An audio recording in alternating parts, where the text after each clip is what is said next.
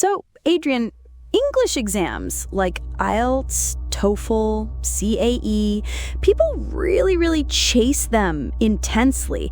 And I wonder why. What's really driving all that, do you think? Yes, Anna, you see it everywhere. People are just like scrambling for these certificates. First point, what are these exams actually testing? Well, they test proficiency across all 4 skills: reading, writing, listening, speaking. But they often test your ability to perform in an exam setting.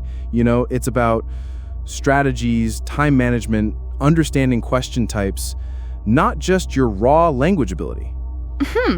So, you're saying it's not just about holding a conversation, but also about, being good at taking that specific test.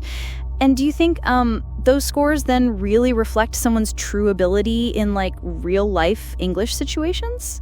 Absolutely, Anna. That's exactly it. Do they reflect true ability? I'd say partially. A high score definitely indicates a good foundation.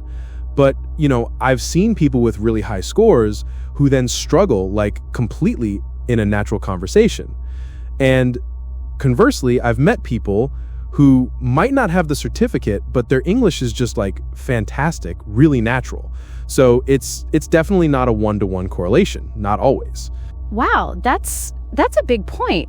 So, why do you think some people then just succeed in English without, needing those pieces of paper, while others, they just seem to need them? Yeah, that's another great question. It's often down to their goals, their context, right? Some people need that certificate for university admissions, professional licenses, or, immigration purposes. It's a non-negotiable. It's a gatekeeper. Others, though, they're just using English for travel, hobbies, social connection, where the practical application is what matters. They just naturally acquire it through immersion. Okay, so it's about purpose. So for those people who don't necessarily need the certificate, what are some alternatives to actually proving your level then? Right. Well, first up, you've got portfolios. You can create a portfolio of your work, writing samples, recordings of your speaking.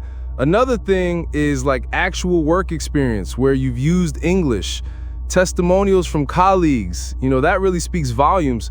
And then there's conversation exchanges, just demonstrating your fluency in a real-time setting. Those are such solid alternatives. That's actually really practical advice. So wrapping this up, Adrian, what would you say is the key difference between learning English and performing English then? Oh, that's the big one, Anna. That's the absolute core of it. Learning English is the acquisition process, right? It's absorbing grammar, vocabulary, building that foundation. Performing English, though, that's applying it under specific conditions. It's about, using those learned skills to achieve a goal, whether it's passing an exam or giving a presentation. It's the output, the execution. And sometimes, the performance is just tailored for that one specific scenario, like the exam, rather than overall ability. And that's what we really want listeners to think about on this episode of The English Duck, podcast episode 14. Absolutely. It's definitely given me a lot to think about, Adrian. Thanks for breaking it all down. Always a pleasure, Anna. See you next time. Bye.